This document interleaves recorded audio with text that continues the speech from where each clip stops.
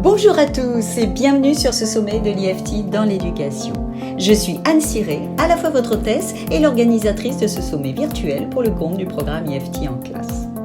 Avant de présenter cette conférence, je voulais vous féliciter d'accepter de prendre la responsabilité de votre propre bien-être et celui des enfants. L'IFT, même si c'est un moyen puissant et efficace pour contribuer au bien-être physique, social et émotionnel, n'est aucunement un substitut aux soins médicaux ou traitements de santé mentale. C'est pourquoi il est conseillé que, lors de l'utilisation ou du partage de l'IFT avec d'autres personnes, vous soumettiez les cas qui sont au-delà de votre niveau de compétence à un professionnel. Cela étant dit, c'est un grand plaisir pour moi de vous présenter aujourd'hui notre intervenant et conférencier, Luc Baudin, avec qui nous allons discuter de comment l'IFT peut s'avérer être un outil magique, partant du postulat que l'homme est énergétique avant tout. Luc Baudin, ancien médecin, diplômé en cancérologie clinique, conférencier et spécialiste en thérapie naturelle, est passé de la médecine conventionnelle à la médecine spirituelle. Ce passionné des soins par les ondes et par les mains depuis l'enfance, grand voyageur à travers le monde, a développé une approche énergétique des maladies qu'il a pratiquée avec la médecine conventionnelle pour traiter ses patients tout au long de sa longue carrière. En plus de donner des formations de soins naturels, Luc est aussi l'auteur de plusieurs best-sellers comme l'IFT, Ho'oponopono nouveau, Aura au quotidien, Soigner avec l'énergie, Manuel de soins énergétiques, La médecine spirituelle et bien d'autres. Bonjour, bienvenue dans cette nouvelle conférence du sommet de l'IFT dans l'éducation. Alors aujourd'hui, j'ai le plaisir de recevoir Luc Baudin. Et Luc, que vraiment, je vais dire que j'admire beaucoup parce que Luc est dans dans le monde des énergies. Et je voulais avoir Luc, qui est de formation, qui a une formation de médecin. Et j'ai rencontré Luc, si on peut dire, en Nouvelle-Calédonie. Pour ceux qui ne savent pas, je suis née en Nouvelle-Calédonie et il voyage beaucoup et il fait des formations aussi en Nouvelle-Calédonie. Donc, je me disais qu'il fallait absolument que j'ai Luc là sur ce sommet pour qu'il vous parle de l'homme énergétique. Surtout que Luc a voyagé aussi en Australie. Vous voyez, tous les deux, on est en bleu. Vous voyez, on est du monde des océans. Donc, c'était indispensable qu'on ait Luc aujourd'hui sur ce sommet de l'IFT dans l'éducation. Luc, merci beaucoup et bienvenue sur ce sommet. Bien. Je te dirais merci à toi, Anne, de m'avoir invité d'une part et de m'avoir donné ainsi l'occasion d'exprimer mes pensées, mes opinions, etc. Et je vais expliquer au cours de cette vidéo comment j'en suis arrivé là et surtout, ce qui est encore plus intéressant, c'est qu'est-ce qu'on peut faire avec ces techniques énergétiques. Ça, c'est absolument très important, surtout dans l'époque que l'on traverse actuellement. Oui, c'est vrai qu'en ce moment, c'est pas simple. Et qui mieux placé que toi, qui finalement, tu as fait une formation de médecin traditionnel. Et c'est à travers tes recherches que tu t'es orienté sur le côté plus énergétique. Est-ce que tu peux nous en dire un peu plus sur ça, finalement? Oh, bah, volontiers, volontiers. C'est vrai que faut savoir déjà que mon père était médecin autrefois et il était parmi les premiers médecins français à exercer l'acupuncture et l'homéopathie. Je dirais que c'était un. Ah oui. Et comme toujours, comme il me disait toujours, surtout Luc, ne fais pas médecine, ne fais pas médecine. Ce qu'il faut jamais dire à un adolescent, c'est évident. Bon, et donc j'ai fait médecine, j'ai été baigné dans le matérialisme des médecines, ce qui ne c'est pas une critique parce que je l'ai exercé pendant 25 ans et elle apporte quand même des solutions, des traitements non négligeables dans un grand nombre de maladies. Et je dis toujours, si j'ai un infarctus là tout de suite, appelez le SAMU, je serai très content de le voir arriver. Donc il faut bien remettre tout ça un petit peu à sa place. Et c'est pour ça que mais seulement j'ai vu aussi les lacunes que pouvait présenter cette médecine et c'est là que j'ai commencé à développer beaucoup mes recherches en médecine naturelle. Donc j'ai commencé par l'acupuncture, l'homéo, la sophrologie, plein de choses que je ne vous énumérerai pas parce que la liste est trop longue. Mais c'est vrai que parallèlement à ça, il y avait un autre travail qui m'a beaucoup intéressé, c'était par exemple la puissance de la pensée. Et à l'époque, quand j'exerçais, dans les premières années de mon exercice, il y avait quelque chose d'assez amusant qui se passait parce que, bah, évidemment, j'avais les visiteurs médicaux qui venaient me présenter les différents médicaments, comme ça se fait couramment. Mais à l'époque, ils faisaient des études contre placebo. Et donc là, c'était particulièrement intéressant. Non pas, et moi, à leur grand drame, à leur grand dame, à leur grande, c'est que je m'intéressais surtout aux résultats du placebo plus qu'aux résultats du médicament, du genre, ah, l'effet du médicament donne 55% de bons résultats. Ah, levez le doigt. Ah, bah oui, le placebo, il en fait 35 à 40%. Donc, pour avoir 15% de plus, il faut avoir les effets secondaires du médicament. Mais non, docteur Bodin, c'est pas ça, vous n'avez rien compris. Je suis le docteur Bodin avait très bien compris. Et donc, depuis, ils ont supprimé ces études contre placebo parce que ça faisait tâche et ils font maintenant des études contre le princeps, entre eux, je dirais, quelque part. Mais ça n'empêche que j'ai été ahuri par les résultats qu'on pouvait obtenir, par la force de la pensée, la croyance que nous avons. Et je pourrais expliquer tout à l'heure, parce qu'on parle toujours de la force de la pensée, mais je pourrais expliquer tout à l'heure une autre vision aussi, qui est toujours dans la force de la pensée, mais une vision quantique de cet effet placebo. Tandis dans mon cabinet également, moi j'avais beaucoup de guérisseurs, magnétiseurs, rebouteux, voyants. Je me rappelle, il y avait une femme qui est arrivée un jour et puis avant de s'asseoir, elle se met debout devant moi et puis elle me dit, vous savez, docteur Bodin, je suis voyante. Moi j'étais en train de commencer d'écrire sa fiche, on n'avait pas l'ordinateur à ce moment-là dans les cabinets et je la regarde.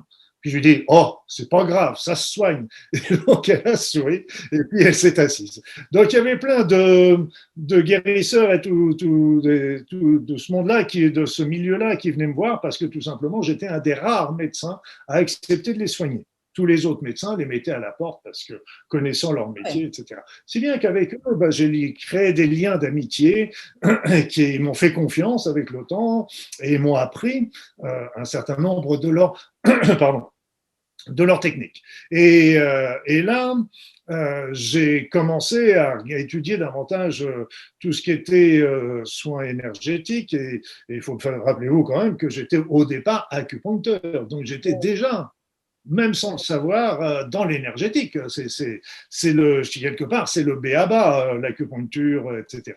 Et puis, j'aime beaucoup voyager, comme tu le sais, et c'est vrai que j'ai vécu aussi 2 ans en Nouvelle-Calédonie, j'ai vécu plusieurs années en Polynésie, j'ai beaucoup rencontré les Kauna, les Tawa, etc. J'ai été en Australie, Nouvelle-Zélande, etc. Donc, plein de petites îles qui étaient merveilleuses, mais aussi à la fin de mes études, comme j'avais été un peu coincé dans le carcan médical qui m'a un peu étranglé physiquement et mentalement, j'étais parti avec mon sac à dos sur le dos en routard pendant 1 an et demi.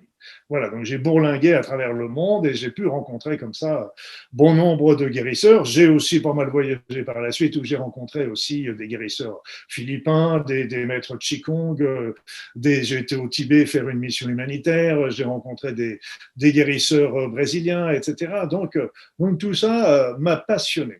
Et pour la petite histoire, je me rappelle, c'est pas vieux, ça date d'il y a 4-5 ans.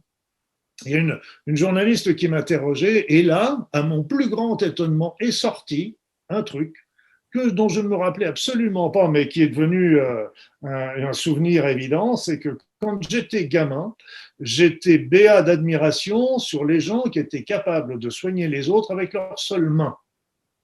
Waouh! Là, mon père était médecin, il donnait les médicaments, il faisait souvent des appareils aussi physiques qui soignaient très bien les gens à l'époque. D'ailleurs, les appareils physiques, c'est déjà aussi de l'énergie aussi. Il utilisait des courants galvaniques, il utilisait certaines fréquences, etc. et qui avaient des très très bons résultats. Il y en avait à l'époque dans tous les hôpitaux d'ailleurs. Et tout ça est disparu pour la médecine chimique que l'on connaît aujourd'hui. Et donc, le souvenir, c'est de soigner avec les mains. Et je pense que quelque part, c'était mon fil d'Ariane, que j'ai suivi une pensée inconsciente, une croyance inconsciente qui était. Mais je suis médecin, enfin j'étais médecin, j'exerce plus, mais j'étais médecin et en fait, comme tout médecin, et comme disent les Chinois, d'avoir la tête dans les étoiles, c'est bien, mais il faut garder les deux pieds sur la terre. Donc j'ai toujours gardé un sens critique quelque part. Bon, ok, je vois des résultats, mais pourquoi ça marche? Mais comment ça marche? Et là, je ne me suis pas permis pendant de nombreuses années à exercer parce que ces techniques, parce qu'en fait, elles étaient bien sûr antagonistes sur beaucoup de points sur tout ce qu'on m'avait appris à la faculté de médecine, c'est évident. Ce que je dis en passage, d'ailleurs, maintenant, je peux vous dire que les techniques de soins énergétiques ne sont pas antagonistes, parce qu'on a trop tendance à tout mettre en opposition, elles sont complémentaires, ce qui est tout à fait différent. Un peu comme l'homéopathie et l'allopathie. L'allopathie va travailler plus sur les symptômes, sur le processus, etc. Tandis que l'homéopathie va plus travailler, et les médecines traditionnelles vont plus travailler sur le terrain. Donc, le terrain est tout, changer le terrain, la maladie s'en va. Donc, c'est des éléments qui sont complémentaires. Si on pouvait travailler à la fois sur le symptôme et sur le terrain, ce serait absolument merveilleux, merveilleux. Donc, il m'a fallu du temps. Et qu'est-ce qui s'est passé à ce moment-là? C'est qu'en fait, bien sûr, j'ai une formation scientifique, j'ai eu un bac scientifique, etc. Et donc, je me suis commencé à m'intéresser à la physique quantique. Et là, ma première grande surprise, c'est qu'on parle d'Einstein, etc. Mais quand j'ai aperçu les dates, je me suis dit comment les éléments qui ont été décrits datent aujourd'hui d'il y a un siècle. Ouais. Un siècle. Et ils sont si peu entendus, si peu compris, si peu transmis, alors que ces éléments changent complètement notre vision du monde et de nous-mêmes. Alors, quels sont les enseignements? On va faire, on va faire quelque chose d'assez simple, mais juste. C'est qu'en fait, la physique quantique nous apprend que toutes les particules de l'univers sont formées d'une formidable concentration d'énergie. C'est de l'énergie concentrée. Et la dualité onde-corpuscule nous apprend que sans arrêt, les particules se retransforment en énergie et les énergies se retransforment en particules d'une manière absolument constante. Ça, c'est la notion de la dualité. Et je donne souvent l'exemple, ça veut dire précisément que l'énergie et la matière, c'est la même chose. Je donne souvent l'exemple pour bien comprendre le processus, c'est qu'en fait, si on prend l'eau liquide, qu'on monte à température, ça devient de la vapeur d'eau. On fait baisser, ça redevient de l'eau liquide. Ça veut dire que la vapeur et l'eau liquide, c'est bien la même chose sous deux aspects différents, comme la matière et l'énergie. Donc ça, c'était quelque chose d'assez révolutionnaire parce qu'en plus, ces particules sont reliées par des forces, interaction faible, interaction forte, électromagnétique, gravitationnelle, etc. Et donc, ces forces sont aussi des dérivés un petit peu de l'énergie également. Alors donc là, j'ai été assez éberlué et en fait, nous sommes partis, en tant que nous les humains, je dirais, les chercheurs, on est partis de la matière. Et on continue d'étudier l'univers sous son forme matérielle. Et nous, on pense que cette forme matérielle, c'est la généralité. Or, en fin de compte, c'est l'inverse, c'est l'énergie qui est la généralité et quelque part la matérialité, c'est l'exception, je dirais. Mais d'où vient cette exception? D'où vient-elle? Donc là, ça devient encore plus intéressant. Parce qu'en fait, ce qui nous montre, c'est que au départ, pour que l'énergie se transforme en particule ou inversement, pour que l'énergie donne telle particule, un proton plutôt qu'un électron, un neutron, etc., qu'est-ce qui la pousse? Elle va pas se dire, après le petit déjeuner, elle va pas se dire, tiens, aujourd'hui, je vais me transformer en neutron, et puis sa copine qui est à côté, ah bah oui, j'étais hier, moi, j'ai envie de me mettre en neutron, en proton aujourd'hui. Donc, c'est pas comme ça que ça s'est passé. C'est que, vu qu'il y a eu la création de cet univers, il y a eu un ordonnancement. Et cet ordonnancement n'est possible que s'il y a eu un programme. Derrière le mot programme, chacun mettra ce qu'il veut. Et puis après, ce programme, quelque part, c'est une pensée. Notre pensée, c'est une information, plus exactement. D'abord, le programme, c'est pas ça passe des informations. Les informations, c'est un très beau mot français d'ailleurs. Enfin, il n'est pas qu'en français d'ailleurs, mais c'est informer. Information, c'est informer. Donner la forme à. Donner la forme à. Donc, c'est l'information qui va donner la forme à la particule, mais aussi à notre être, à notre corps, mais aussi à l'univers tout entier.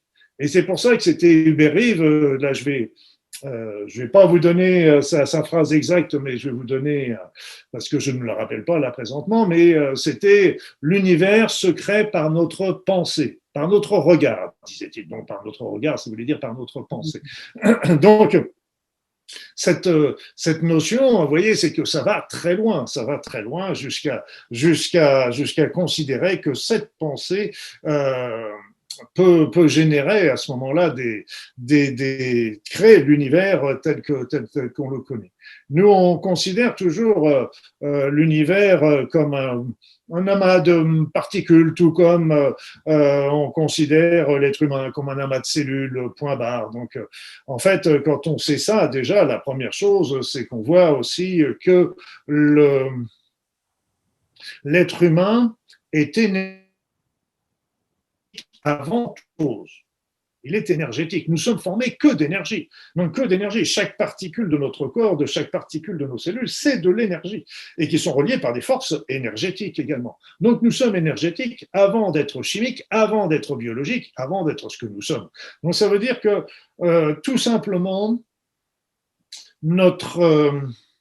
la soin, c'est là que j'ai compris que comment et pourquoi les soins énergétiques pouvaient avoir une action sur l'être humain. Donc, ça ne remplacera pas la chimie, la médecine, etc., qui travaillent sur des plans matériels différents, mais on comprend pourquoi on peut avoir des actions aussi bien sur la notion sur des actions aussi bien sur le côté physique que psychologique des individus, voire même, on en parlera certainement tout à l'heure, hein, sur le plan spirituel.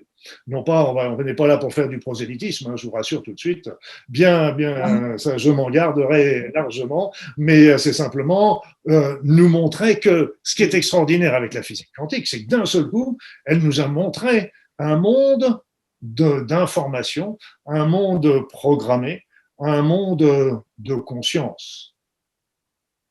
Et là, on ferait bien d'y veiller largement parce que au lieu d'aller explorer l'univers en se présentant comme les dieux et qu'on est les nombrils du monde et que on se pose encore la question de savoir s'il y a d'autres sociétés dans l'univers. Non, mais attendez, les planètes et les soleils et les étoiles et les galaxies se comptent par milliards. Et donc, nous, on a la prétention de se dire, on est peut-être les seuls dans l'univers et c'est nous qui allons conquérir l'univers. Non, si on arrive avec cet esprit-là, on est foutu. Il faut respecter, tout comme il faut respecter la Terre. Et là, j'avais eu une vision, je ne sais pas, quand j'étais gamin ou adolescent, enfin, je ne sais plus. Et je me suis retrouvé comme ça, en train de voler, de planer, plus exactement, au milieu de l'univers. Et je voyais toutes les étoiles qui étaient avec des couleurs variées, multicolores, qui étaient magnifiques. Je voyais les petits grains de poussière, les petits météores, les petites particules. Et là, j'ai compris d'une part que le vide n'est pas vide, il est plein d'énergie. Il n'y a pas de vide. Et les vides qu'il peut y avoir même, vous savez, nous on est plein de vides, hein. Si on enlevait tous les vides qu'il y avait entre les particules et les molécules qui composent notre corps, on serait gros comme des têtes d'épingle. Bon, notre ego, il en prendrait un sale coup, hein, mais bon, voilà. Mais c'est pour vous dire un petit peu, on est formé de 99,99% de vide. Et alors, en fin de compte, ce vide n'est pas vide, ce vide est plein d'énergie. Ce vide est plein d'énergie. Et donc, cette vision m'a montré que le vide n'était pas vide, mais surtout, et là, c'était encore plus impressionnant, c'est qu'en fin de compte, tout était énergie et qu'en fin de compte, tout était conscience.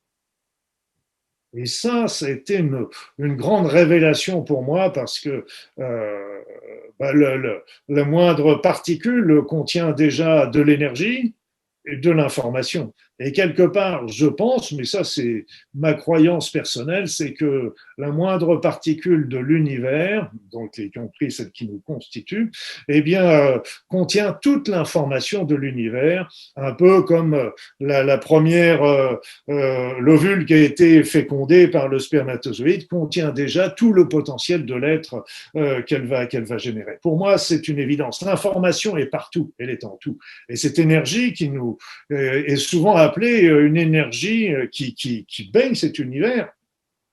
Et c'est une énergie, c'est un champ énergétique informé qui contient l'information. Et donc, et c'est une information qui est bien sûr bienveillante, mais ce qu'il faut savoir également, c'est qu'elle respecte toujours notre libre arbitre et elle va apporter dans notre vie ce que notre pensée génère.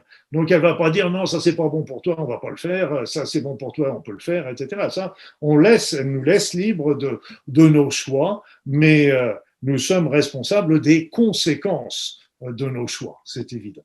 Donc, si vous voulez, c'est pour vous dire que ces énergies sont là bienveillantes. D'autres présentent ce champ d'énergie informée comme étant un champ de potentiel. Un potentiel à l'infini, ça peut être aussi une manière de présenter les choses. Et donc, notre pensée va attirer le potentiel qui lui correspond. Or, comme vous le savez, et en tant que praticien de l'EFT, vous le savez parfaitement bien, c'est que la plupart de nos pensées sont des pensées inconscientes et qui attirent à nous des choses. Une autre présentation qui peut être faite, c'est on baigne aussi dans un champ d'énergie incohérente et c'est notre pensée qui va donner la cohérence à cette énergie. Oui, alors, ce qu'il faut voir, c'est que ça a des conséquences très importantes. Oui, Anne. Ouais, je te coupe juste. Finalement, c'est pour ça qu'on dit que nos pensées créent nos réalités, pour ceux qui nous regardent. Exactement. Et c'est pour ça que je voulais t'avoir, parce qu'il y a derrière, il y a des raisons. Parce qu'effectivement, nous, on le résume, nos pensées créent nos réalités, mais souvent, les gens le répètent sans savoir. Et là, tu viens de nous prouver, donc, pourquoi. Oui, parce que ce champ d'énergie est quelque chose d'absolument fabuleux. Il n'y a pas de vide. Et on pourrait parler aussi de l'origine de ce champ d'énergie, mais là, on en parlera peut-être par la suite.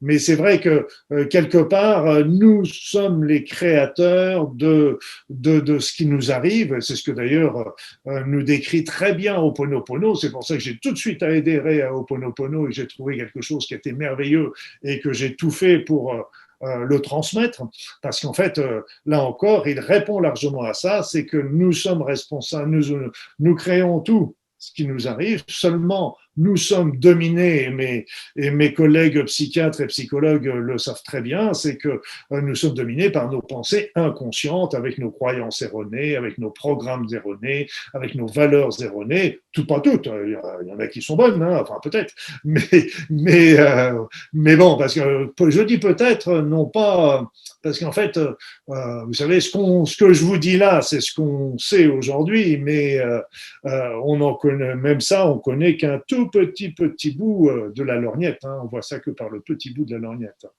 Et donc, il faut être très, très modeste là-dessus. Quoi qu'il en soit, on attire nos... Je vais te couper quand même par rapport à l'Ho'oponopono parce que c'est vrai que je pense que tu dois être un des seuls à avoir écrit un livre pour les enfants, pour l'Ho'oponopono.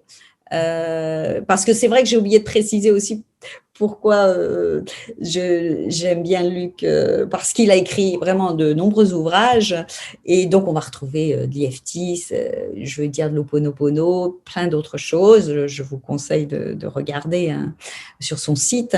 Mais voilà, donc l'Ho'oponopono, c'est vrai que pour les enfants, c'est bien de leur apprendre, comme nous, on apprend l'EFT pour les enfants, mais aussi pour les parents et les éducateurs. Et on revient avec, et là, je vais te laisser parler, mais ce pouvoir aussi de l'intention. Donc, moi, je trouve qu'il faut communiquer, quoi. Et c'est vrai que j'ai voulu j'ai voulu le transmettre aussi aux enfants et c'est vrai, j'ai trouvé une illustratrice qui a fait des dessins, à mon sens, très sympathiques par rapport à ça. Et puis aussi, ben, j'avais remarqué qu'il y avait dans le premier Ho'oponopono que j'avais écrit avec Maria Elisa Hurtado-Gracier, il y avait des choses qui me semblaient, qui grinçaient un peu, qui n'étaient pas tout à fait justes. Et c'est là que j'ai commencé à faire plusieurs voyages à Hawaï. Et c'est là aussi que j'ai été m'installer en Polynésie. Et c'est là, en fait, que j'ai vraiment compris que bah, ce qui me titillait bah, était pertinent. Et c'est là que j'ai sorti un nouvel Ho'oponopono, l'Ho'oponopono nouveau, qui va plus vite, plus loin, plus en profondeur. Mais pour revenir un petit peu à cet homme énergétique, il faut savoir que il serait temps que la médecine quantique, que la médecine justement conventionnelle devienne quantique. Parce que je vais vous donner des exemples qui m'ont assez impressionné. Un premier exemple, je l'avais lu dans un journal, je crois que c'est Sciences et Avenir et Sciences et Vie, et il y a plusieurs années, il y a pas mal d'années, et qui expliquait qu'en fait, quand il y avait un enzyme qui devait traverser une muqueuse, une peau, si vous voulez. On pensait au départ qu'il allait glisser entre deux cellules pour passer de l'autre côté. Mais c'est pas ça qui se fait. On pensait après qu'il faisait un petit trou dans une cellule, il traversait la cellule, il faisait un petit trou de l'autre et il sortait. C'est toujours pas ça qui se passe. Et là, la seule explication qu'ils ont, c'est qu'en fait, la molécule de l'enzyme, en arrivant auprès de la muqueuse, se transforme, change sa forme en une molécule éthérée énergétique, traverse la muqueuse et quand elle est de l'autre côté, elle reprend son aspect matériel, je dirais, quelque part. Donc vous voyez comme quoi on sait que par exemple notre ADN est un formidable émetteur-récepteur de photons d'abord et d'informations aussi bien pour notre corps que pour notre environnement. Quand on regarde l'environnement, par exemple le vent ou l'eau, une grande rivière, nous on voit toujours des molécules d'air, d'eau qui se baladent. Mais en fait, sur le plan énergétique, tout ça, ce ne sont que des vastes champs électromagnétiques et magnétiques et autres qui sont en train de circuler et qui circulent quelque part en nous et qui nous traversent, qui nous forment, qui nous informent, qui nous énergétisent, etc. Nous sommes des êtres énergétiques dans un maelstrom d'énergie. Et ce qu'il faut comprendre, c'est que l'être humain vibre sur un nombre de fréquences énorme, parce qu'en fin de compte, bah, vous savez, on a les lunettes à vision nocturne, donc infrarouge, donc on vibre avec la chaleur, etc. On est visible à l'infrarouge, mais aussi on est capable de mesurer, de faire des repérages, des photos pour voir comment on émet des biophotons de la lumière. Bon, évidemment, on n'est pas des soleils, mais on émet quand même. Donc ça veut dire que l'être humain vibre sur une fréquence extrêmement élargie de tout ça. Donc c'est très très important et un des éléments qui rejoint d'ailleurs la pensée de l'acupuncture. L'acupuncture dit qu'il y a une circulation dans le corps et quand il y a un blocage énergétique à ce moment-là, on sait que ce blocage va apporter tôt ou tard un problème de santé physique ou psychologique. Ça, vous le savez très bien. L'EFT est basé là-dessus d'ailleurs. Pardon, l'IFT. Donc alors, je vais préciser à nos auditeurs que juste avant, on discutait justement que je disais EFT en anglais et qu'en France, ils disaient l'EFT parce que EFT, Emotional Freedom Technique, voilà. D'où la petite… C'est un peu comme Ho'oponopono, on dit en France Ho'oponopono, et quand tu vas à Tahiti, ils vont dire Ho'oponopono. Ho'oponopono. Voilà, on amalgame ça, mais le principal, c'est pas comment on l'emploie, c'est surtout le résultat. qu'on se comprenne. Donc le FT est basé sur ces notions de blocage énergétique, hein, tout simplement. Et donc, et sur un plan plus général, et c'est vrai que l'acupuncture est intéressante, mais elle est encore limitée au corps, je vous dirais aussi que les méridiens d'acupuncture ne se terminent pas aux doigts, aux pieds, etc. Ils continuent dans les champs dans les enveloppes subtiles qui sont autour de l'être humain. Et donc, il continue des grandes circulations, et donc ça fait un grand mouvement comme ça de va-et-vient. Et donc, ces énergies, sur le plan général, c'est que nous sommes en contact complet avec le monde extérieur. Et ce qui est très important et qui est essentiel, c'est qu'on soit en équilibre entre que notre énergie intérieure soit en équilibre avec les énergies extérieures. Et c'est là encore, on retrouve cette notion de blocage. Quand il y a un blocage sur le plan physique, comme en acupuncture, ou sur le plan des enveloppes subtiles, etc., ça va générer tôt ou tard un problème, comme je disais, de santé psychologique, même aussi, et ça peut atteindre aussi notre spiritualité. Donc, par exemple, quand la glande pinéale est atteinte, et Dieu sait qu'elle est atteinte chez beaucoup d'êtres humains, eh bien, ça bloque le contact avec les énergies subtiles sur le plan physique. Mais ce qu'il faut bien comprendre, c'est que les enveloppes qui nous entourent, éthériques, astrales, mentales, spirituelles, ben là encore, elles peuvent être aussi bloquées et aussi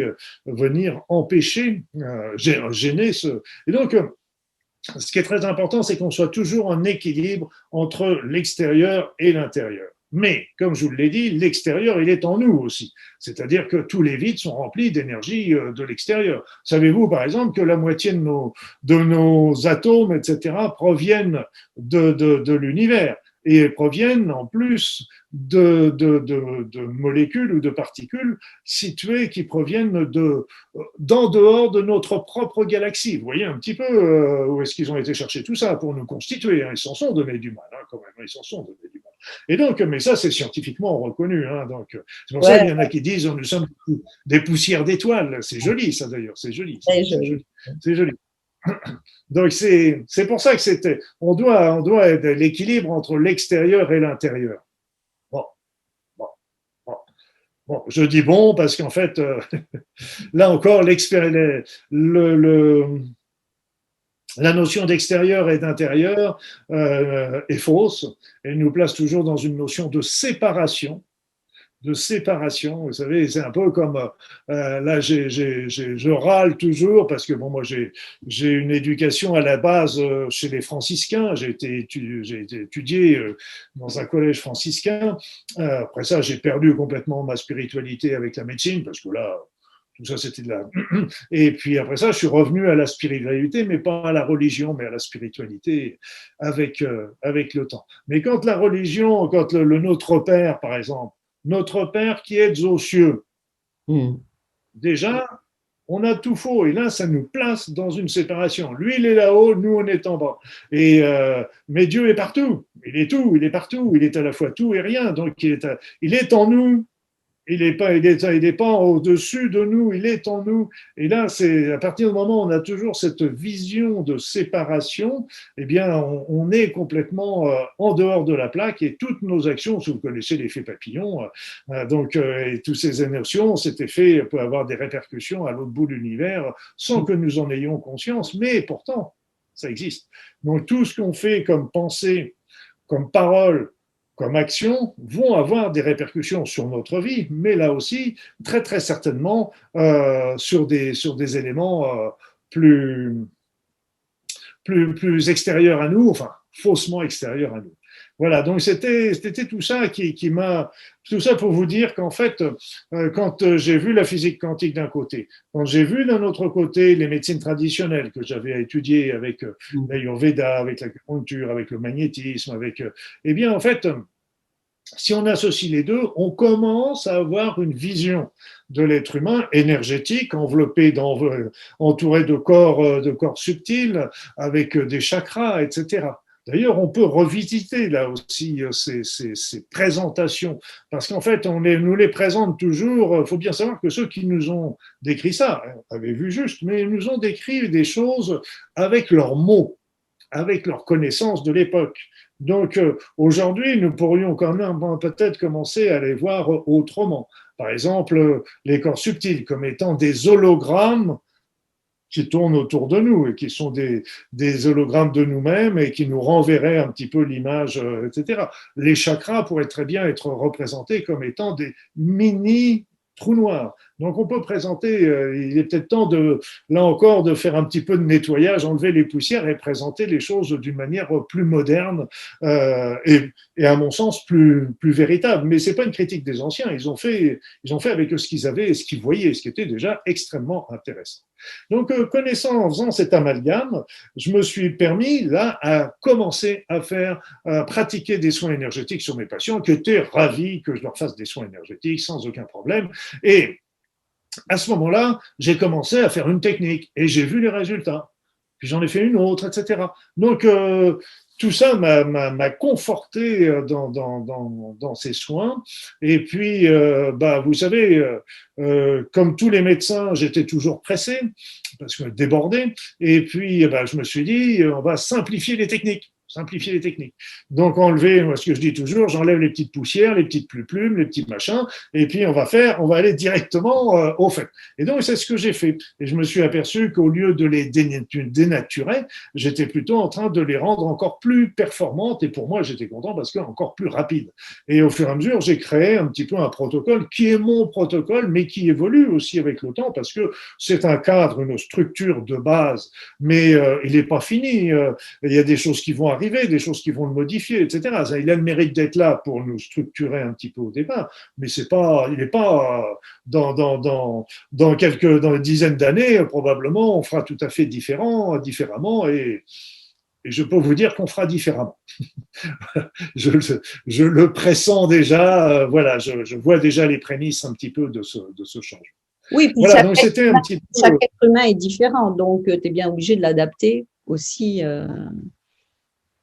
en fonction de la personne. Voilà, puis on est obligé de l'adapter à chaque patient parce que chaque patient est différent. En plus, les événements font que les énergies montent, s'élèvent et donc les choses deviennent de plus en plus simples, faciles, etc. Un petit peu comme la prière du feu que j'ai transmis comme cadeau là pour donner à nos auditeurs. Parce que tout simplement, ça, autrefois, il fallait un don pour le pratiquer. Pour faire du magnétisme, il fallait un don pour le pratiquer. Pour faire les soins énergétiques, il fallait un don. Mais aujourd'hui, je peux assurer, et je l'affirme, tout le monde peut pratiquer. Alors évidemment, c'est comme si on apprend le piano, on pourra tous faire des belles mélodies si on s'y donne suffisamment, si on s'y applique, mais on ne sera pas tous des Mozart, on est bien d'accord. Mais on pourra quand même faire des choses extrêmement intéressantes, quelle que soit notre capacité. Et puis il faut pas non plus s'inquiéter parce on peut pas être fort partout. Hein. Donc déjà de pouvoir les pratiquer, les faire, et donc cette prière du feu, par exemple, est très importante parce qu'elle apporte plein de choses.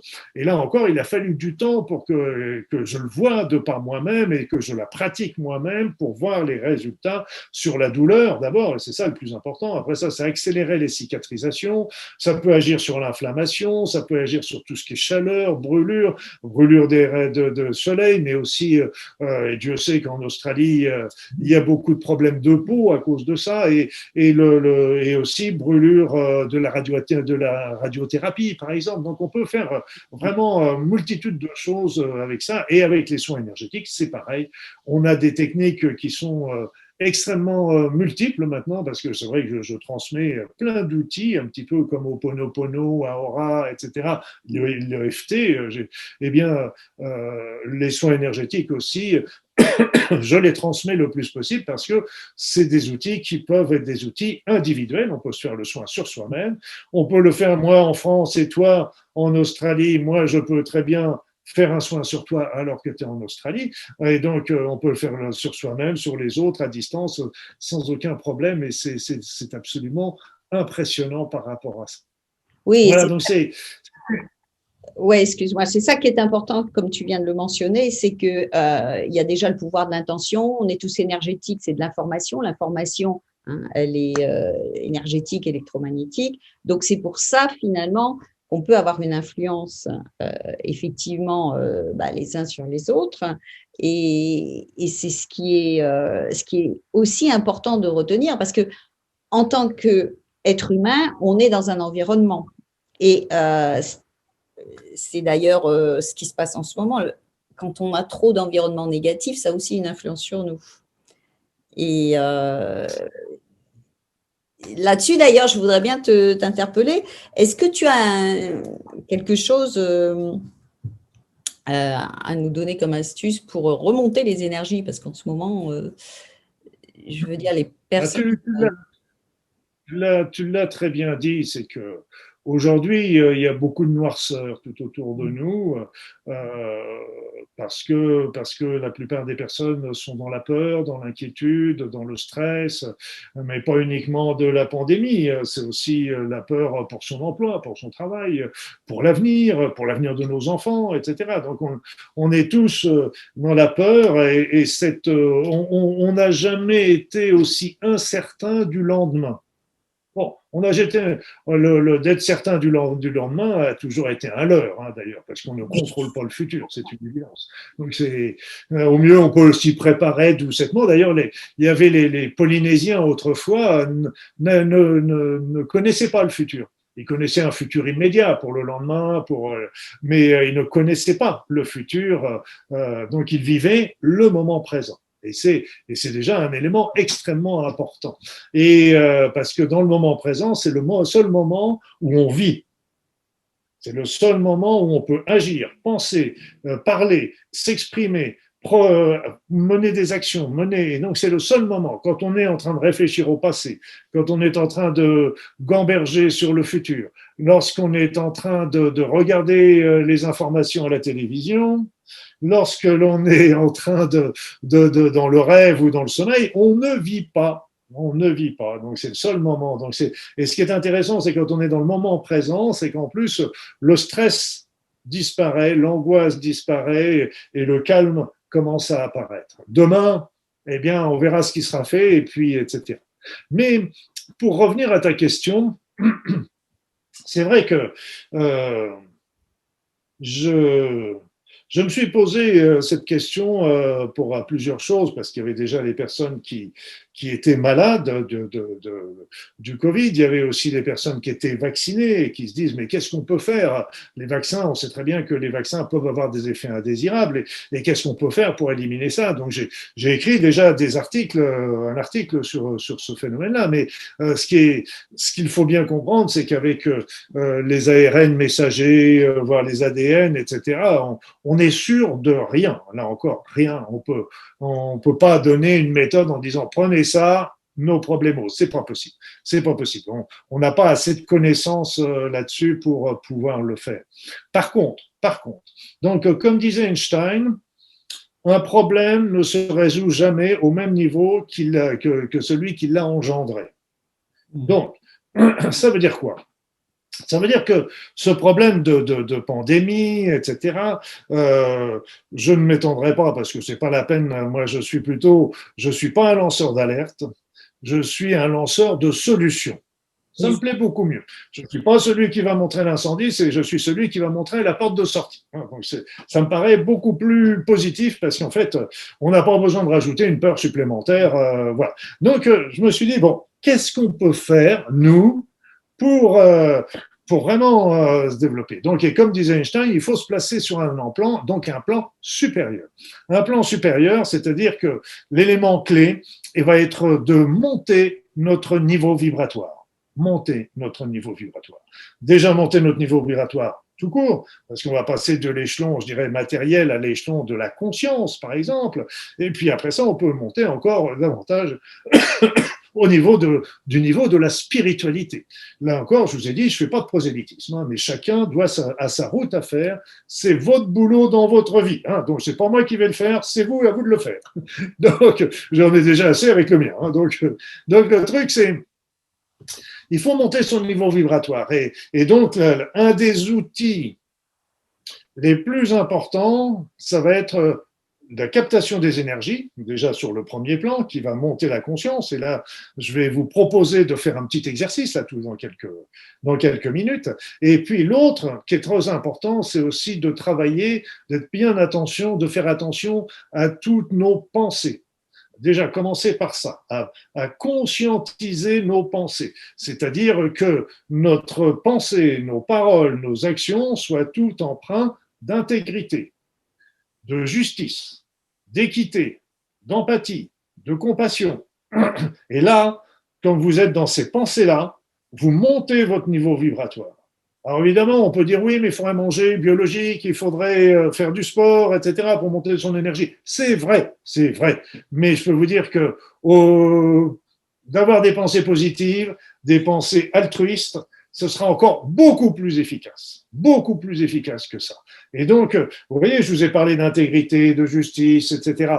Et d'ailleurs, au Ponopono, le Pono pour les Polynésiens, c'est l'intégrité. Et pour montrer combien c'était important pour eux l'intégrité, eh bien, ils ont rajouté 2 fois Pono. Pono. C'est pour montrer l'importance de cette intégrité. Pour ceux qui n'avaient pas compris le premier Pono, ben, ils vont peut-être choper le deuxième. Voilà, donc l'intégrité. Et tout ça, toutes ces pensées-là, qu'est-ce qui ça nous emmène? Ça nous emmène dans des pensées d'amour. Parce qu'on me dit toujours comment faire pour avoir des pensées d'amour, etc. Oui, c'est pas évident toujours. C'est pas un claquement de doigts. C'est pas quelque chose forcément d'inné, sauf peut-être l'amour paternel et maternel, quoique on peut se poser la question pour certains. Et le fait est que on a des sentiments amoureux avec notre conjoint, notre conjointe, etc. Mais tout ça, c'est avec notre famille. Mais tout ça, on sait bien, c'est éphémère. Et donc déjà l'élément important, c'est de se rappeler déjà de ces moments-là, comment qu'on était, comment on vibrait, et puis de se mettre déjà dans des choses plus faciles, comme je viens de vous le dire, empathie, etc., compassion. Et puis après ça, tout doucement, on arrive à l'énergie d'amour. Et ce qu'il faut, c'est vraiment travailler sur cette énergie d'amour d'une manière générale, parce que c'est là pour ça que j'ai écrit le bouquin La Révolution de l'amour. Je l'ai écrit avant la pandémie, d'ailleurs, et à cause de cette pandémie, il n'a jamais été aussi juste, parce que la vision que nous proposent les gouvernements qu'on soit d'accord avec cette vision ou qu'on soit complotiste, peu importe, de toute façon, on est toujours dans la peur. Et on est toujours un peu et donc on est en train de créer, rien qu'avec ces peurs d'un côté comme de l'autre, on est en train de créer la loi d'attraction dont je vous parlais tout à l'heure. On est en train de créer quelque chose, un égrégore qui est négatif, que ce soit d'un côté comme de l'autre. Et la troisième voie, c'est tout simplement cette voie de l'amour. Cette voie de l'amour, cette révolution de l'amour, parce que si on se met tous à travailler le plus possible dans cette notion d'amour, eh bien, tout simplement, déjà, ça va nous faire du bien à notre corps. Notre corps, notre santé, notre bien-être, notre évolution personnelle passe par l'amour. La première chose que vous avez à faire apprendre dans votre mission de vie, c'est l'amour. Ne cherchez pas à être le meilleur thérapeute, le guérisseur du cancer, etc. Ça, c'est du flanc. Commencez par apprendre l'amour, à générer de l'amour, à vivre dans l'amour. C'est ça la première chose que vous avez à apprendre dans votre vie, sans cette vie, c'est ça. Et donc n'hésitez pas à envoyer de l'amour également à tous ceux qui en ont le plus besoin, qui souffrent, mais pensez aussi aux gouvernants. Parce que même si vous avez des oppositions, vous n'aimez pas un tel, machin, etc., on s'en fout. Ne soyez pas dans le jugement et commencez par envoyer de l'amour. Pourquoi ? Parce que tout simplement, si vous envoyez de l'amour à quelqu'un, d'abord, si vous générez de l'amour, je vous ai dit, ça va monter votre niveau vibratoire. C'est déjà extrêmement. De l'autre côté, si vous envoyez de l'amour à quelqu'un, ça va contribuer à monter aussi son niveau vibratoire. Or, quand on est dans des niveaux vibratoires bas, eh bien, en particulier la peur, la haine, la jalousie, la rancœur, etc., eh bien, tout simplement, ça nous emmène des sentiments négatifs. Voilà. Et plus on va envoyer des pensées agressives à nos gouvernants, plus ça va leur faire baisser le niveau vibratoire, si vous voyez ce que je veux dire, avec les conséquences que ça va dire, et qui vont nous retomber par effet boomerang. Si on l'envoie de l'amour, ça va contribuer à monter leur niveau vibratoire. Monter leur niveau vibratoire, et donc qu'à ce moment-là, ils pourront, là encore, peut-être développer des décisions qui sont justes pour l'ensemble de l'humanité. Et donc, ça change énormément. Et ne pensez pas, surtout pas, que vous êtes trop petit pour le faire.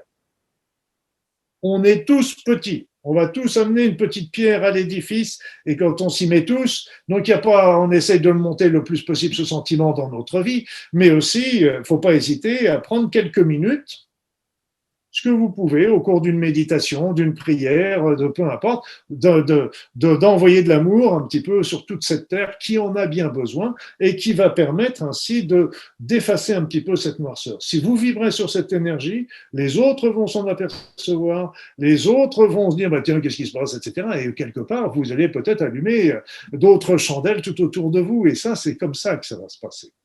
Et pour enfoncer le clou, je vous dirais qu'il y a, donc je vais essayer de ne pas écorcher son nom, c'est Maharishi.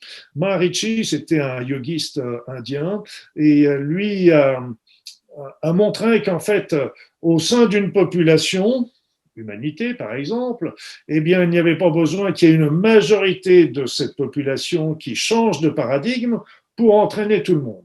Il suffisait qu'il y ait une minorité agissante, et cette minorité, si elle était particulièrement active, convaincue, ferme, eh bien à ce moment-là, elle pouvait changer l'ensemble de l'humanité. Et ça, c'est extrêmement intéressant parce qu'en fait, il y en a un qui a avancé un chiffre qui serait de, non, il y en a qui disait 1% et lui parlait de racine carrée de 1%.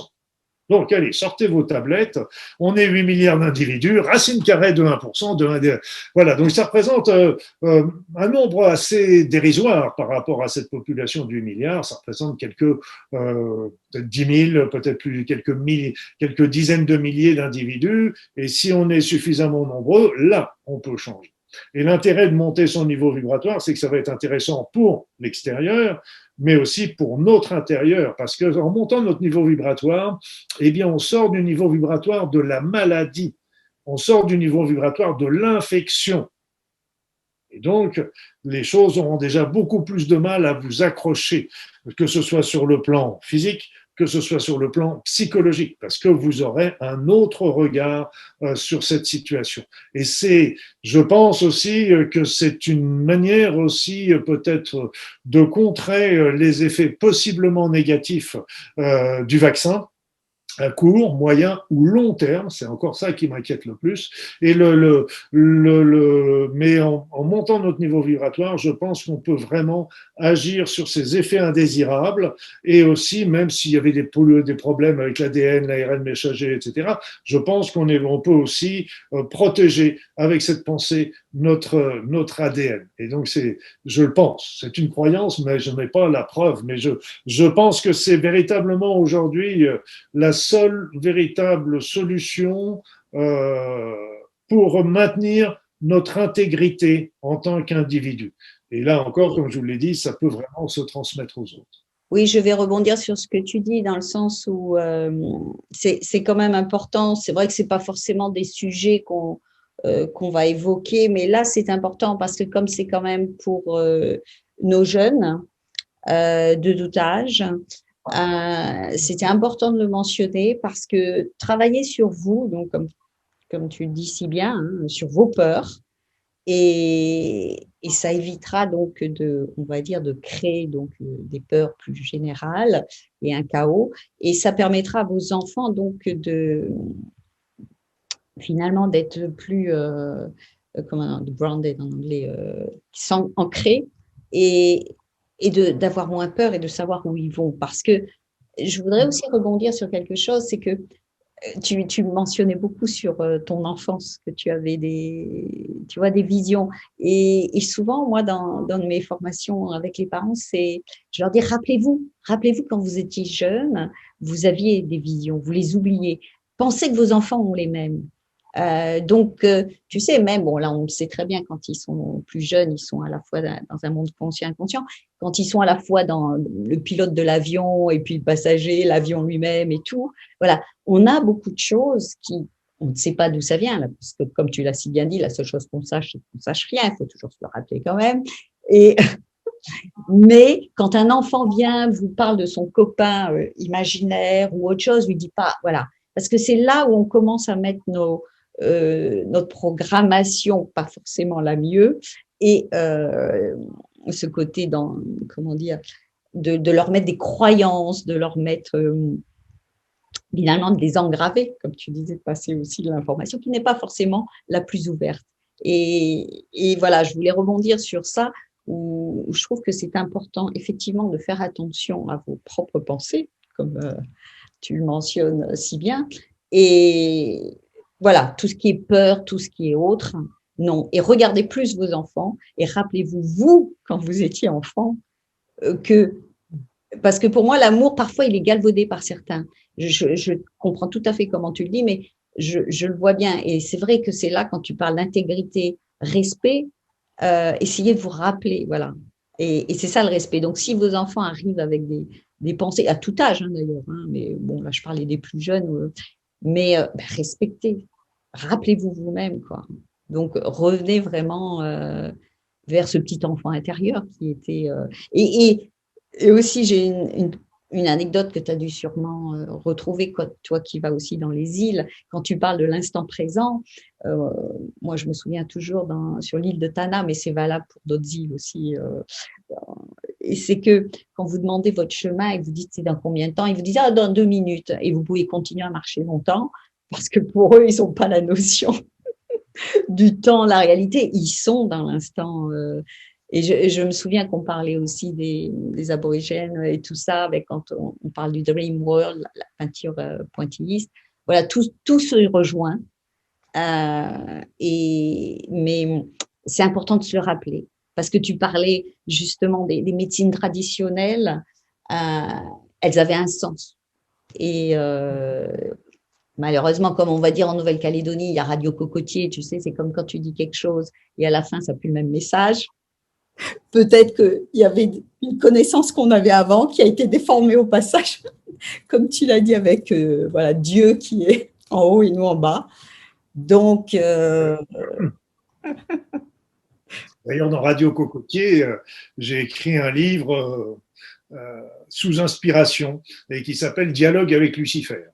Il vient de sortir, il est sorti il y a quelques mois, et c'est vrai que c'est un livre qui revisite un petit peu cette radio cocotier, parce que tout ce qu'on nous transmet comme information sur le paradis, sur la Genèse, sur le péché originel, sur le serpent, etc., sur le diable, etc., et donc est complètement revisité. Et ce qui m'a impressionné dans ce livre, qui était vraiment une histoire de dialogue, et en fait, au final, c'est un livre de lumière, un livre positif, un livre d'amour, un livre de respect du divin, mais un livre qui remet l'homme, l'être humain, à sa juste place, au centre de ses responsabilités.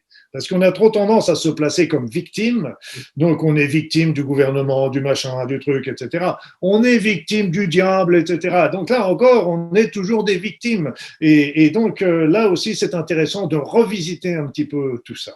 Et pour revenir un petit peu sur ce que tu disais, il faut savoir que, et c'est pour ça que l'EFT est une technique extrêmement intéressante, parce que je disais, il faut monter son niveau vibratoire. Bien sûr, un bon mode de vie est intéressant, c'est évident, ça va y contribuer. Mais, d'un autre côté également, il faut aussi se libérer de tous les boulets qu'on a aux pieds, qui nous empêchent de nous élever. Donc, les peurs. La peur, c'est ce qui nous éloigne le plus de l'amour, hein, faut bien le comprendre. C'est ça qui nous emmène à la division, à la séparation, etc. Après ça, faut aussi travailler beaucoup sur tous les conflits actuels ou les conflits anciens non digérés. Qu'est-ce qu'on en a à fiche aujourd'hui de pardonner à certains trucs qu'on nous a fait? Donc, si vous voulez, c'est qu'on a plus à gagner qu'à perdre en pardonnant un petit peu tout ça. Donc, tout ça, il faut, et je pense que la période qu'on traverse est une période, certains disent que c'est une période d'épuration. Je pense que pour ceux qui le veulent, c'est tout à fait possible. Après ça, il y en avait un je lisais un article là ce matin, qui disait il y a les complotistes et puis il y a aussi les canapés popcorn. Donc canapé popcorn, c'est-à-dire c'est les gens qui voient un petit peu tout ce qui est en train de se passer, mais qui n'ont pas envie de faire quoi que ce soit, hein, donc qui suivent le mouvement au point garde. C'était les gens, voilà, de télévision popcorn, voilà. Donc chacun a on a un choix à faire, chacun le fait. Et puis pour les enfants, il faut savoir qu'ils ont des connexions qui ont toujours été importantes jusqu'à l'âge de 7 ans, à peu près. C'est l'âge où se ferme la dernière fontanelle, hein, qui est en rapport avec l'épiphyse, comme de par hasard. Et Mais ce qu'il faut savoir, c'est qu'avec l'énergie qui monte depuis une vingtaine d'années, les connexions sont de plus en plus abondantes, aussi bien chez les enfants que chez les adultes. Et c'est vrai que de dénigrer, de repousser, même la peur du voleur, etc., donc nécessite plus une discussion, plus que d'être un simple... parce qu'on transmet aussi nos peurs sans même le savoir. Je me rappelle d'une maman bien intentionnée qui disait toujours à ses enfants quand il y avait de l'orage, n'aie pas peur de l'orage. Ça veut dire qu'il n'y a rien de pire que pour générer la peur que de dire une phrase comme ça. Et comme j'étais en Normandie, à ce moment-là, j'exerçais en Normandie, je lui dis, mais quand vous mettez le camembert sur la table, vous dites pas, n'aie pas peur du camembert. Bah, elle dit non, pourquoi je dirais ça? C'est ça le truc, c'est qu'on crée la peur souvent en pensant la combattre et c'est des erreurs. Donc il faut vraiment travailler sur ces peurs et si vous pouvez déjà aider les personnes à solutionner les peurs qu'ils peuvent avoir aujourd'hui, mais ces peurs, faut bien comprendre que ça devient des peurs existentielles aujourd'hui parce que comme je vous ai dit, on ne sait pas de quoi le lendemain est fait. Et donc, qu'est-ce qu'on veut? Il commence à se poser les questions. Qu'est-ce que je veux faire? Qu'est-ce que je voudrais faire dans ma vie? Est-ce que je suis bien là où j'habite, etc. Donc, c'est vraiment des éléments importants et n'hésitez pas à nettoyer sur vous, mais aussi sur les autres. Et je reviendrai même un petit peu sur cette notion du pardon, le pardon aux autres, mais le pardon à soi-même aussi. Hein. Faut pas l'oublier. Donc c'est important et il y a deux informations que je voudrais vous passer là-dessus. Après, la première information, c'est que quand vous pardonnez à quelqu'un, ça ne veut pas forcément dire que lui avait raison et que vous aviez tort. Là, quand vous pardonnez à quelqu'un, c'est un peu pour lui dire, bon, bah écoute, là, j'ai pas envie de rester bloqué dans ma vie là-dessus, donc je te pardonne et moi, je passe à autre chose. Donc ça, c'est le premier point. C'est pas de dire j'ai tort et que lui avait raison. C'est simplement de dire, ok, je te pardonne, t'as ton opinion, moi j'ai la mienne, on continue nos routes, très bien. La deuxième chose, ça va toucher des personnes qui ont vécu des situations atroces. Je parle un petit peu aux incestes, je pense aux viols, je pense aux agressions en tout genre. Et donc, il y a des choses qui sont impossibles, quelque part, à pardonner. C'est des situations impardonnables que certaines personnes ont pu vivre. Mais ça m'a été insufflé parce qu'il y a maintenant, il y a une bonne vingtaine d'années, j'avais relu les évangiles. J'aime bien relire tous les textes religieux, que ce soit chrétien ou autre, ça n'a aucun, mais on a toujours plein de choses à y apprendre. Et en fait, ce qui m'avait surpris, c'est que quand Jésus était en train de mourir sur la croix, il dit à Dieu, Dieu pardonnez-leur parce qu'ils ne savent pas ce qu'ils font. Il n'a pas dit, je pardonne à tous ceux qui sont en train de me faire des atrocités. C'est pas ça. Il a dit, Dieu, pardonnez-leur parce qu'ils ne savent pas ce qu'ils font. Et là, on revient un petit peu sur la notion de ce que je vous disais tout à l'heure avec la pensée d'Einstein, qu'on peut solutionner un problème sur un plan supérieur. Et donc, là, ce qui peut être fait, c'est d'appeler justement le divin, ce en quoi vous croyez, pour qu'il pardonne et qu'il vienne avec vous pardonner. Le chemin n'est pas encore facile, on est bien d'accord, mais il est intéressant à être mené parce que déjà, ça va vous amener un petit peu déjà dans ce désir de pardonner. Et puis, je dirais aussi que pour les choses atroces que je vous ai citées tout à l'heure, c'est que tout notre corps change, est transformé à 100%, je ne sais plus, c'était en 8 ans ou en 9 ans, etc. Donc, vous avez aujourd'hui un corps tout à fait tout neuf, tout à fait différent de ce qu'il était il y a 10 ans. C'est plus les mêmes cellules, c'est plus les mêmes produits, etc. Donc, ce qui a pu se passer aussi dans ce corps il y a 10 ans ou autrefois, eh bien, il n'a pas touché ce corps que vous avez aujourd'hui. Donc là aussi, pensez que toutes ces infâmes situations où vous vous êtes senti sali, ce qui à juste titre, il faut bien comprendre qu'il a touché quelque part un autre corps, pas un autre individu, mais un autre corps, etc. Et que votre corps actuel n'a pas été souillé, par exemple. Donc, c'est des petites approches qui peuvent vous aider par rapport à tout ça. Donc, alors, notre recharge énergétique. notre recharge énergétique. Ah, j'ai essayé de te faire oublier, mais non, on ne peut pas oublier. Donc, Oui, allez, non. on va se recharger. Et puis on finira sur ça parce que finalement c'est voilà, c'est beau. Euh, on a fait le tour. Alors peut-être pour certains ça peut paraître, on va pas vous dire perché, hein, mais je suis désolée, c'est la réalité. Hein, on est C'est des notre réalité. voilà, c'est notre C'est notre réalité à l'heure réalité. actuelle, mais c'est ce côté d'énergie. On voulait vous faire penser différemment pour ceux qui n'avaient pas encore abordé tout ce qui est physique quantique, neurosciences, épigénétique et tout ça. Et je pense que c'est très important de l'aborder. On pense que euh, certains le savent, mais moi je m'aperçois beaucoup hein, que les gens ne savent pas donc, il était important de communiquer ce message, voilà. Et, euh, et n'hésitez pas à vous documenter plus, à apprendre et autres, mais c'est vraiment très important. Et, et je trouvais que le fait que ça soit donc rapporté par en plus quelqu'un qui est médecin, qui est scientifique, moi-même vous savez que je suis ingénieur, voilà, ça vous donne plus de. Vous ne pouvez pas nous dire, bon, ils sont farfelus. Notez que ça n'empêche pas. Mais bon, et moi, je Non, veux mais bien qu'on revienne sur notre charge. ce qu'il faut savoir, c'est que, comme je disais tout à l'heure, il faut avoir j'essaye d'avoir la tête dans les étoiles, mais les deux pieds sur la terre. Et c'est ainsi, par exemple, que j'ai écrit, j'ai refait une deuxième édition parce que la première était, et donc, sur la médecine spirituelle. Et donc, la médecine spirituelle qui parle aussi un petit peu de tout ça. De même, quand je parle de la révolution de l'amour, si vous voulez, c'est que ce ne sont pas des élucubrations. C'est-à-dire que dans la révolution de l'amour, la révolution de l'amour, il y a plein de références scientifiques. Donc, par exemple, sur l'effet Maharishi qui a été étudié, qui a été réalisé dans certaines villes, etc. Il y a, dans la médecine spirituelle, il y a plus que de 500 références scientifiques qui étayent mes dires, qui amènent un petit peu à l'importance. Le sous-titre répond bien un petit peu à c'est soigner l'âme pour guérir le corps. Ouais. Souvent, c'est présenté à l'envers. Non, non. C'est soigner l'âme pour guérir le corps. Et donc la révolution de l'amour, tout ça, si vous voulez, c'est que j'essaye bien sûr, j'ai des informations, etc.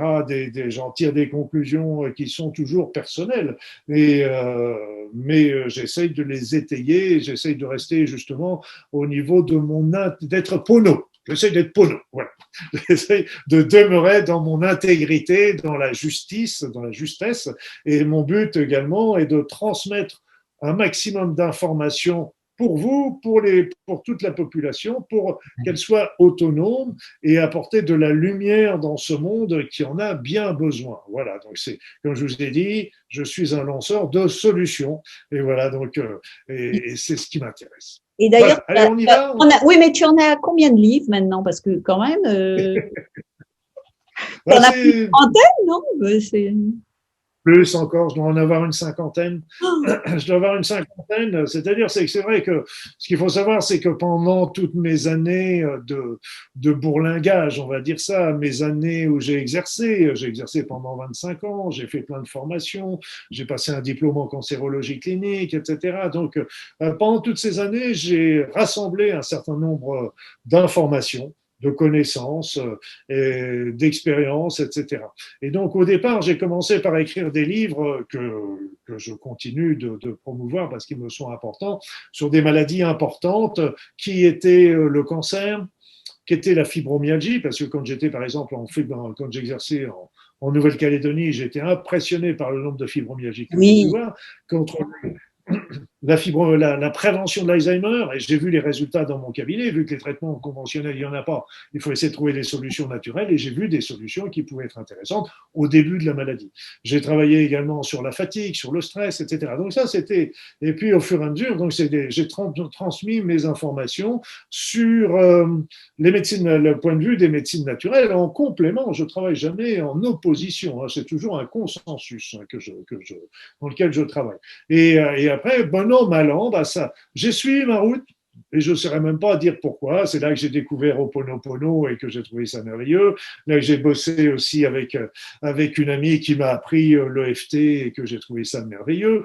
C'est là que j'ai vu les résultats, etc. J'ai développé la méthode Aora, j'ai développé des techniques de libération des méridiens, j'ai travaillé aussi sur les soins énergétiques. Donc, tout ça pour transmettre un maximum. Et je continue ma route. Et en fait, bah, m'arrive un certain nombre d'informations qui m'arrivent bon an, mal an vers des notions, je dirais, encore plus spécifiques, comme la médecine spirituelle, comme le dialogue avec l'univers, avec Lucifer, pardon, la révolution de l'amour, etc. Et donc, quelque part, je ne suis pas l'actualité, ça m'intéresse pas. Je suis complètement mon inspiration et l'évolution est assez. J'aime bien regarder un petit peu ce que j'ai écrit parce que j'ai écrit sur plein de sujets que j'ai étudiés et que j'ai développés, mais comme la loi d'attraction, comme le mouvement primordial, etc.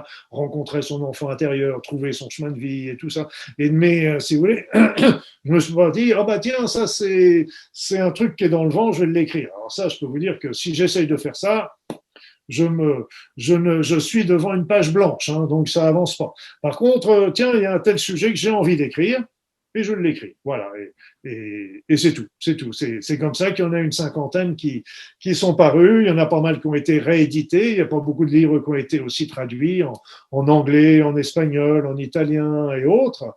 Voilà. Puis il y a même le manuel de survie qui est à télécharger gratuitement sur mon site aussi, qui est un livret qui raconte un petit peu les situations actuelles. Et puis, mais là, je m'étends pas, je la cite quand même parce qu'elle va au-delà de ce qu'on peut voir habituellement. Mais aussi, c'est surtout ça, les clés pour s'en sortir. Et donc, je vous en ai déjà donné une qui était importante. Voilà. Donc, l'écriture, si mon professeur de français d'autrefois savait que j'écrivais autant de bouquins, il serait. Parce que j'étais nul en français.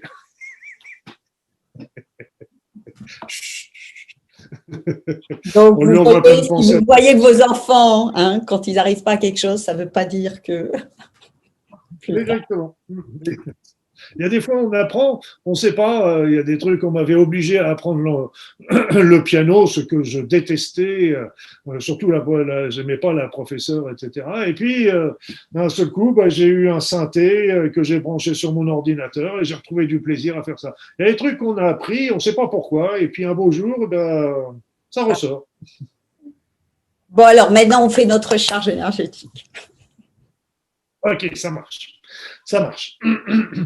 Alors, mes amis, ce que je vais vous proposer, c'est de vous installer confortablement sur votre siège, de fermer les yeux, de rentrer dans votre corps, de ressentir ce qui se passe dans votre corps et de faire des grandes inspirations, des grandes expirations. Des grandes inspirations, des grandes expirations amples et agréables. Des grandes inspirations, des grandes expirations amples et agréables. Et tout en continuant de respirer amplement, agréablement. Vous allez commencer par demander à recevoir les énergies de la Terre, les énergies telluriques. Ces énergies sont chaudes, puissantes, revigorantes. Elles peuvent vous arriver par les pieds, mais surtout par votre bassin.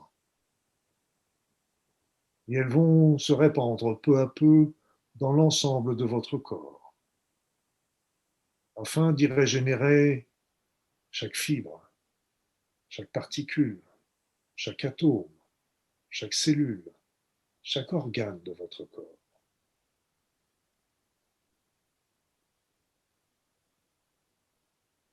Et pendant que vous continuez de capter ces énergies merveilleuses, appelez maintenant les énergies de l'univers, les énergies qui proviennent de toutes les galaxies, les quasars, les trous noirs, les planètes, les comètes, les étoiles. Toutes ces énergies vont converger vers votre tête. Et elles vont descendre également dans l'ensemble de votre corps. afin de se mélanger avec des énergies telluriques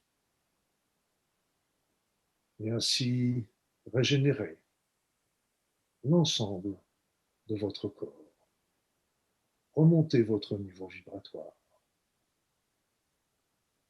afin que celui-ci soit au moins égal à celui de la Terre aujourd'hui. Ces énergies aussi vont se répandre dans vos corps subtils, éthériques, astrales, mentales, spirituels.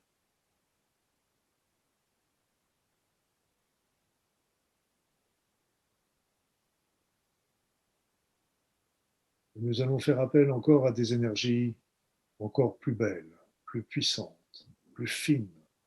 Mais ne vous y trompez pas. La finesse n'a d'égal que de leur puissance. Vous allez faire appel aux énergies spirituelles. Ces énergies vont vous arriver par le haut de votre corps, le haut de votre bulle, le haut de vos corps subtils. Et elles vont pénétrer comme de véritables petits tsunamis bénéfiques qui vont ainsi nettoyer l'ensemble de vos corps, transmuter tous les éléments négatifs qui pourraient s'y trouver, de quelque nature que ce soit, ou les repousser au loin.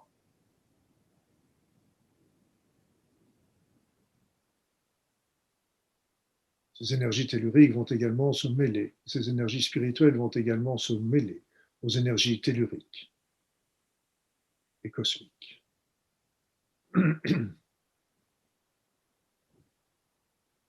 Et maintenant, nous allons faire appel à d'autres énergies encore plus élevées, encore plus puissantes, qui sont les énergies divines.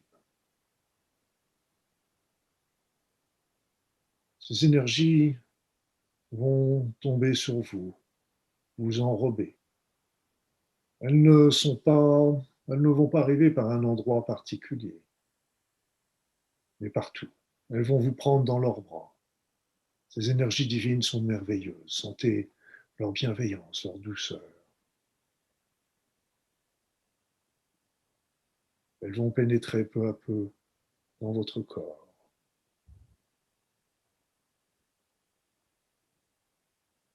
Sentez l'harmonie qu'elles apportent, le bien-être, l'ouverture de cœur, l'ouverture de conscience. Voyez comment elles vont nourrir également votre âme qui a besoin de ces énergies d'amour.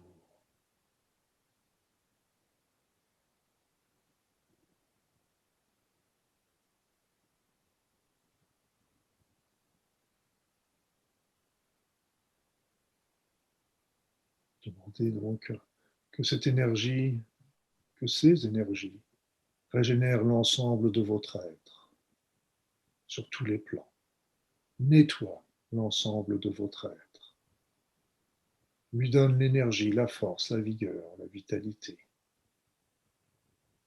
mais aussi ouvre votre cœur, votre esprit, votre conscience, nettoie votre épiphyse, qui est une petite glande importante pour le contact avec les énergies supérieures.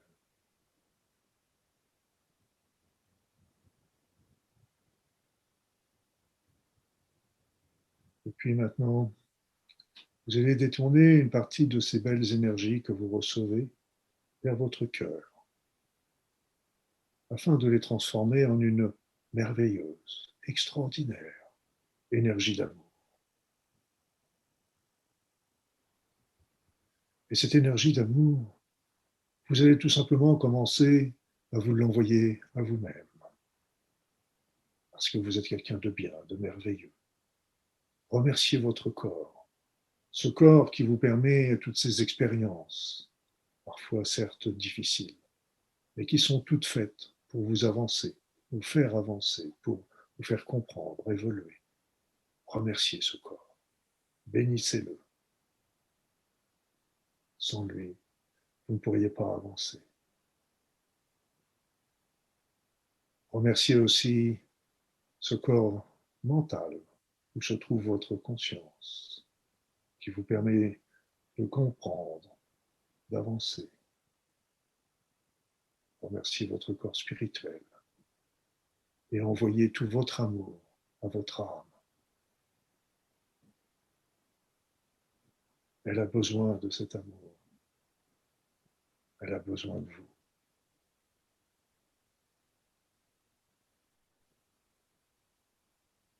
Et si vous le désirez, ces énergies d'amour, vous pouvez aussi commencer à les envoyer tout autour de vous.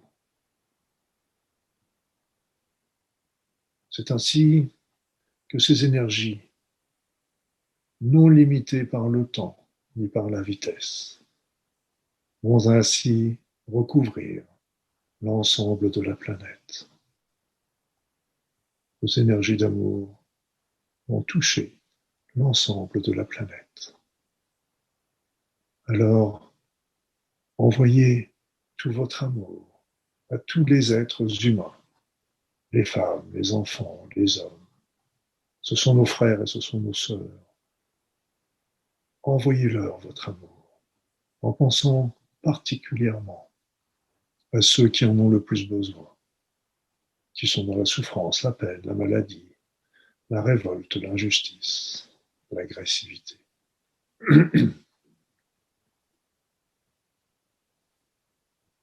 Mais aussi, envoyez de l'amour à tous les dirigeants de cette planète, dirigeants politiques, financiers, économistes, militaires, que sais-je, à quelque niveau que ce soit. Envoyez-vous l'or de l'amour afin que cette énergie les aide à prendre les meilleures décisions qui soient pour l'ensemble de l'humanité.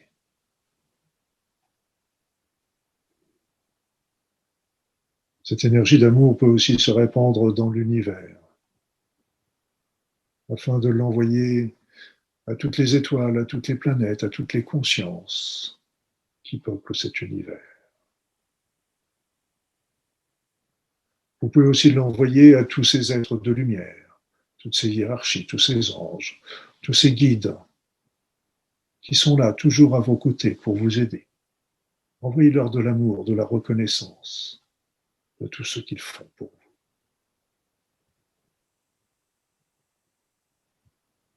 Et enfin, envoyez de l'amour au divin. Envoyez-lui votre amour, votre reconnaissance. Sachez que le divin vous accueillera toujours, sans jugement, sans attente. Vous serez toujours accueillis avec bienveillance, avec amour, quel que soit ce que vous avez fait, dit, pensé, réalisé. Vous serez toujours accueillis, tel l'enfant prodigue. Alors, remerciez-le de la vie qu'il vous a donnée et de cette opportunité d'évolution qu'il vous offre ainsi, en vous laissant toujours le libre choix de vos décisions et toujours la responsabilité de leurs conséquences. C'est comme ça qu'on apprend. C'est comme ça qu'on avance.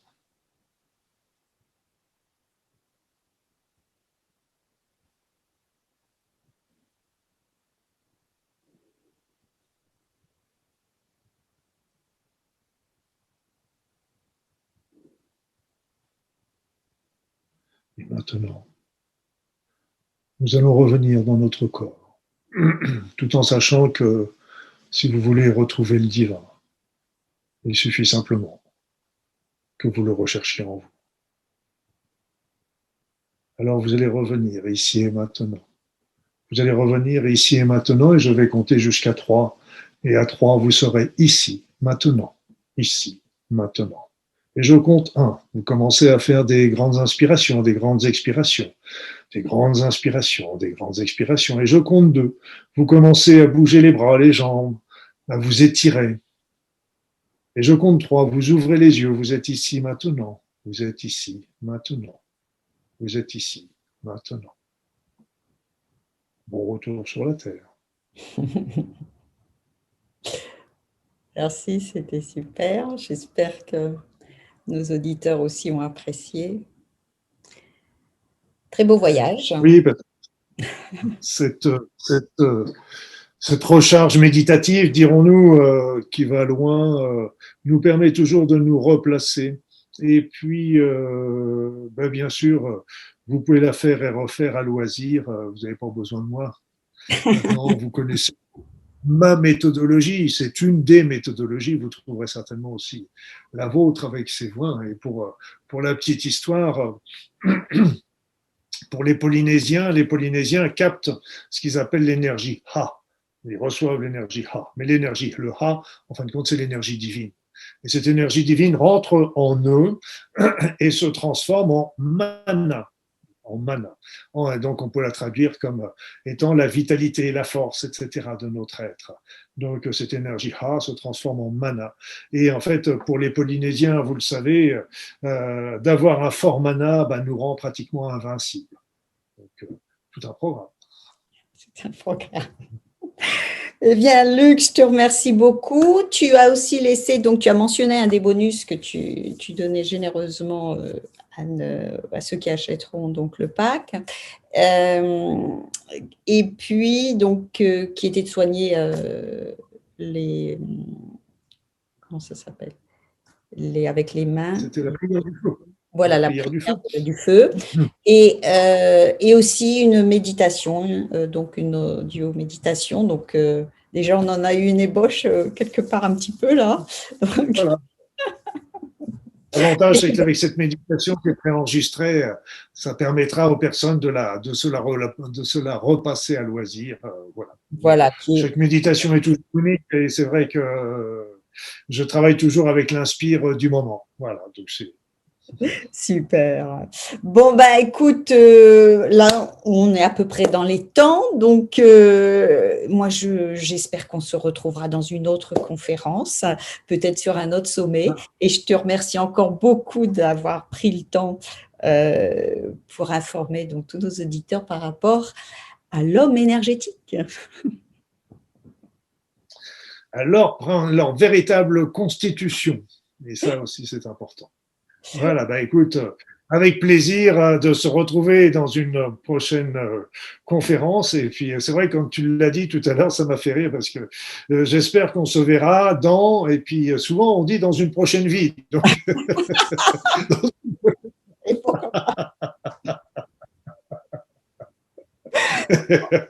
On vous dit au revoir. Je suis très croyant dans la réincarnation également, qui explique aussi beaucoup de mystères. Voilà. Donc merci Anne et merci à tous d'avoir eu la gentillesse de m'écouter jusqu'au bout, parce que bon, il est quand même particulier le bonhomme. Au revoir et à une prochaine conférence.